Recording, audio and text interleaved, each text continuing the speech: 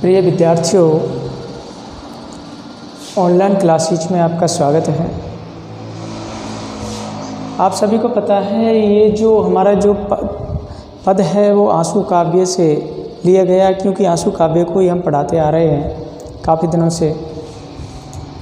तो अभी हमारा ये जो चैप्टर था वो ख़त्म नहीं हुआ है। तो देखो ये जो आंसू काव्य से जो पद लिया गया है, पहले हम इसको पढ़ करके सुना देते हैं, फिर इसके कठिन शब्दार्थ देखेंगे। देखो, मुख कमल समीप सजे थे, मुख कमल समीप सजे थे,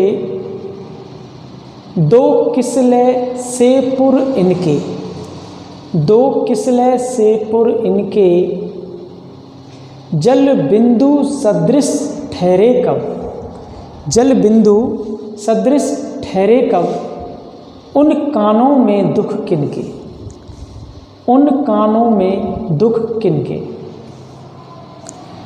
थी किस अनंग के धनु की, थी किस अनंग के धनु की, वह शिथिल सिंजनी दुहुरी, थी किस अनंग के धनु की, वह शिथिल सिंजनी दुहरी, अलबेली बाहुल ताया, अलबेली बाहुल ताया, तनु छवि सर की नवलहरी, तनु छवि सर की नवलहरी।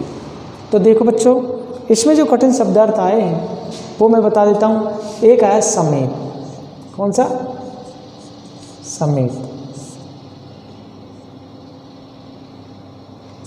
तो समीप का अर्थ आप सभी जानते ही हैं। समीप मतलब होता है नज़दीक या पास में। समीप का मतलब नज़दीक या पास में। अब आया है किसलय, किसलय, किसलय। देखो बच्चों, किसलय का अर्थ होता है कोपल या पंखुड़ी। किसलय का अर्थ क्या होता है? कोपल या पंखुड़ी, कोपल या पंखुड़ी, ये किसलय का अर्थ होता है। किसलय का अर्थ क्या है? कोपल या पंखुड़ी। या समीप करता है नज़दीक या पास में। अब आया है पुर इन। पुरिन का मतलब होता है कमल। पुरिन का मतलब क्या होता है? कमल। अनंग,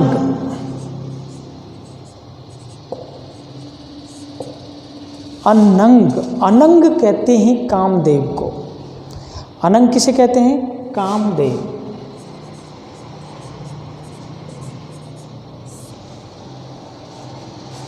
सिंजनी,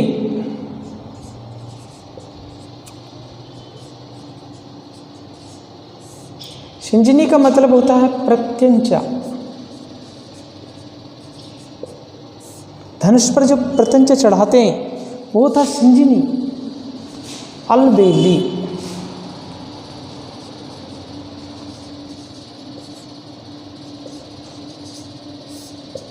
अलबेली का मतलब होता है अनोखे।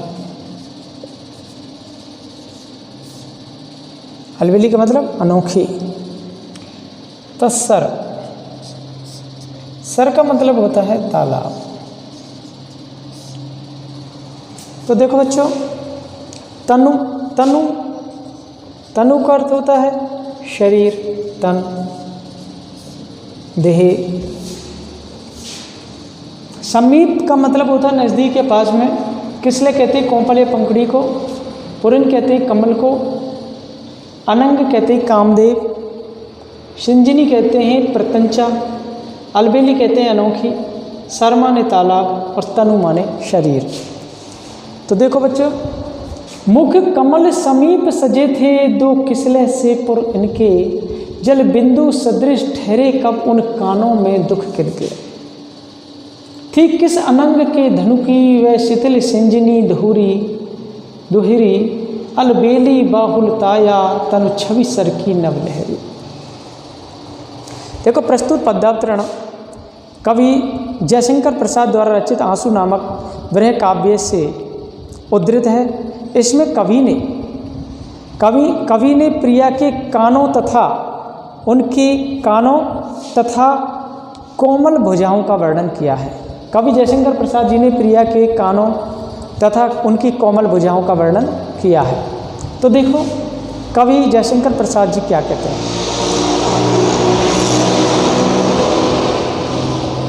कवि वर्णन करते हुए कहते हैं कि प्रिया के मुख कमल समीप सजे थे, दो किसले से पुर इनके।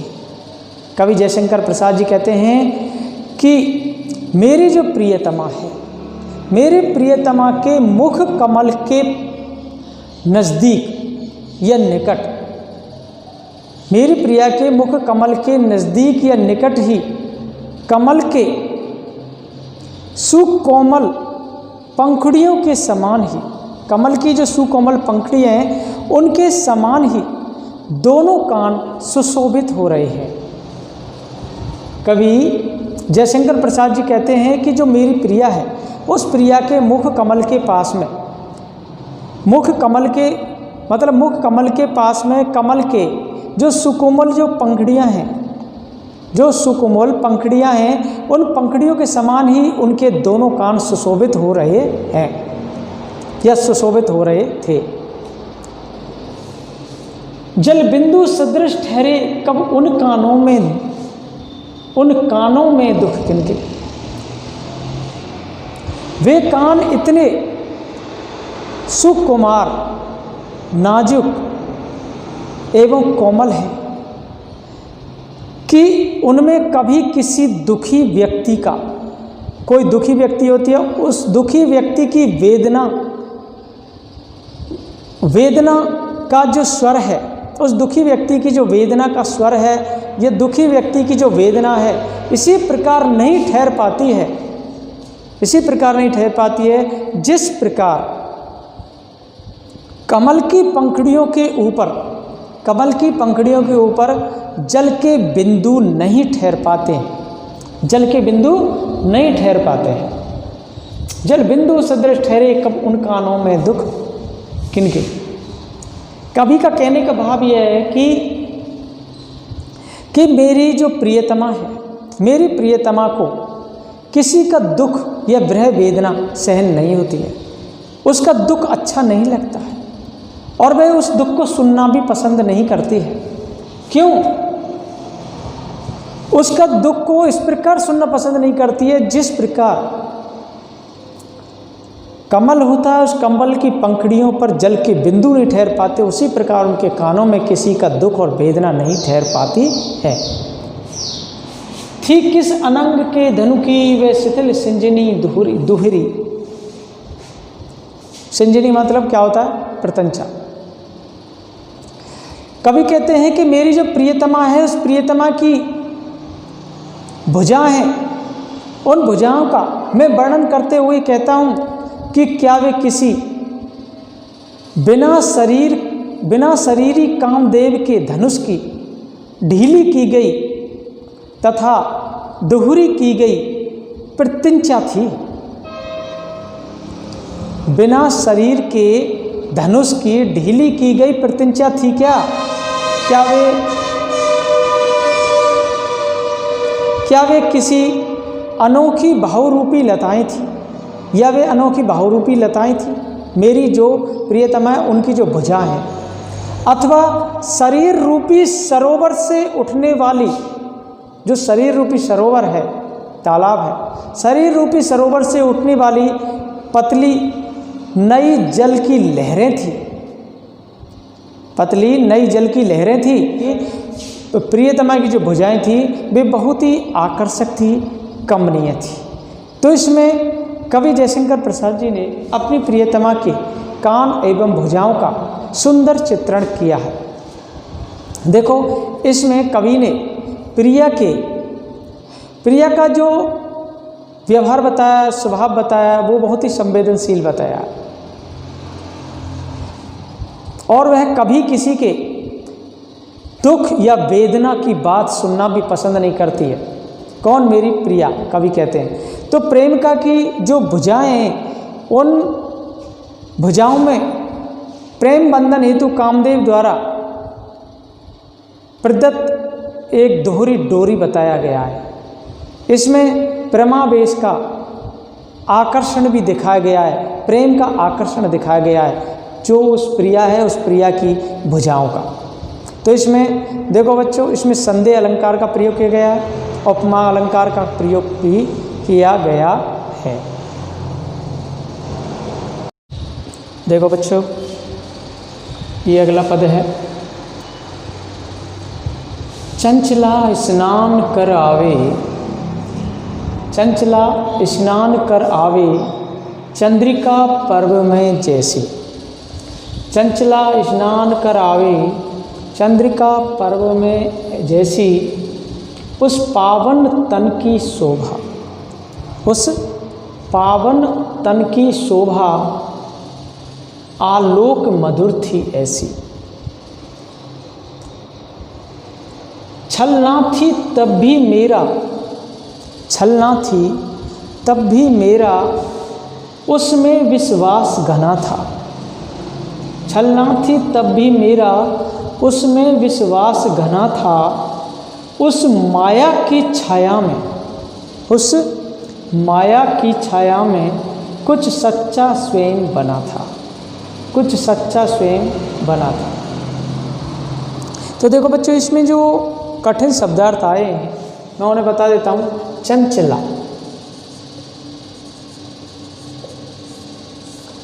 चंचला किसे कहते हैं? चंचला कहते हैं बिजली को। किसे कहते हैं? बिजली। चंचला का अर्थ होता है बिजली। चंद्रिका पर, चंद्रिका पर। देखो बच्चों, ये शब्द आया है चंद्रिका पर्व। इसका मतलब होता है पूर्ण चांदनी, पूर्ण चांदनी।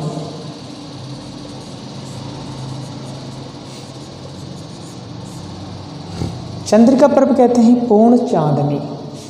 अब देखो, पावन, आप जानते ही पावन, पावन का अर्थ होता है पवित्र।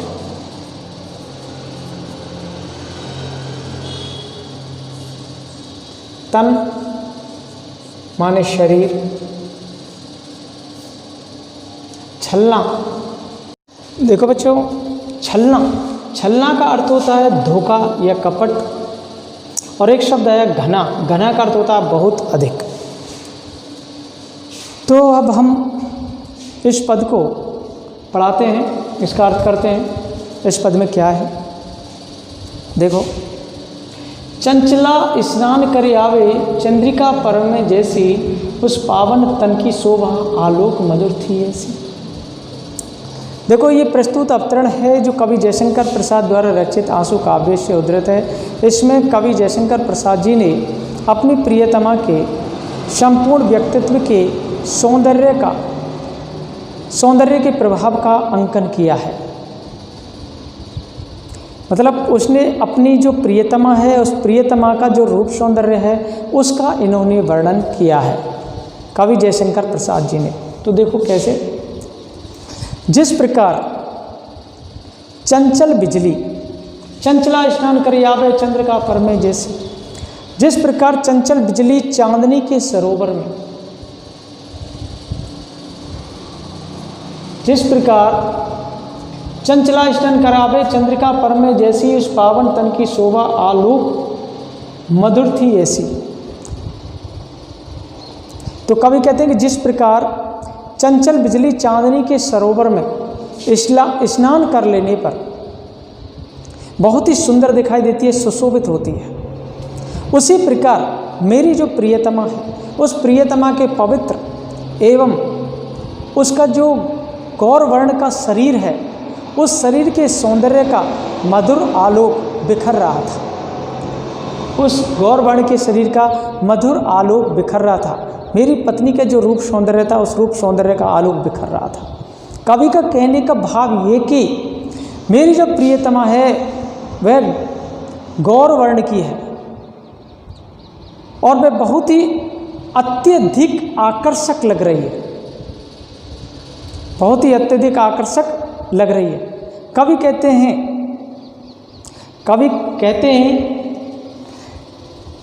यद्यपि, कवि कहते हैं यद्यपि मेरी जो प्रियतमा है, मेरी प्रियतमा को ये ज्ञात था कि मेरे इस प्रेम में निस्वार्थ भावना नहीं थी, छल ना थी, तब भी मेरा उसमें विश्वास घना था, उस माया की छाया में वो सच्चा स्वयं बना था। कवि कहते हैं कि जो मेरी प्रियतमा थी, यद्यपि प्रिय को यह ज्ञात था कि मेरे इस प्रेम में निस्वार्थ भावना नहीं थी।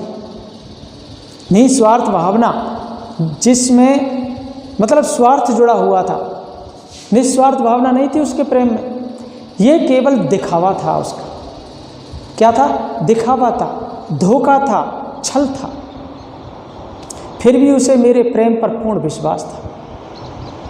फिर भी मेरे प्रेम पर पूर्ण विश्वास था, इस दिखावा पर भी, छल पर, इस धोखे पर भी। इस कारण उस दिखावे या छल के आकर्षण में, इस दिखावे या छल के आकर्षण में इतनी सत्यता, इतनी सच्चाई थी कि उसके भ्रम में मुझे पड़ना ही पड़ा था। उसका जो छल था, दिखावा था, धोखा था, उस धोखे में इतना आकर्षण था कि मुझे उस धोखे में, उसके भ्रम में मुझे पड़ना ही पड़ा। कवि का कहने का भाव ये कि छलना की माया में भी, छलना की, धोखे की जो माया थी, उसमें भी वास्तविकता का पूरा आभास होने से प्रिया का प्रेम वर्णनीय था। प्रिया का प्रेम वर्णनीय था। उस धोखे और उस छल से जुड़े हुए प्रेम, जिस प्रेम में छल था, धोखा था, उस धोखे वाले, दिखावे वाले प्रेम में भी प्रिया का आकर्षण जुड़ा हो, प्रिया का बहुत अधिक आकर्षण था। और उसका जो वास्तविक था, उसका छलना की जो, उसकी छल की जो माया थी, उसमें यथार्थ का या वास्तविकता का पूरा आभास होने से प्रिया का प्रेम है जो वर्णनीय है, अर्थात वर्णन करने योग्य है। तो देखो बच्चों, इस पद में चांदनी की शीतल, जो चांदनी होती है वो कैसी होती है? शीतल, ठंडी होती है। और जबकि चपला ज्वालामयी, चपला कहते हैं किसको? चपला होती है बिजली। बिजली एक ज्वाला की जैसी होती है, अग्नि की जैसी होती है, दाहक होती है। तो यदि दाहक बिजली चंद्रिका के सरोवर में स्नान करती है तो वह भी शीतल हो जाती है।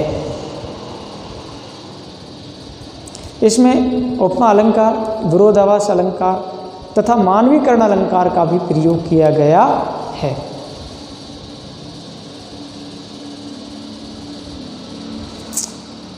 तो देखो बच्चों, ये मैंने जो पद पढ़ाए हैं ये आपकी समझ में आ गए होंगे। धन्यवाद।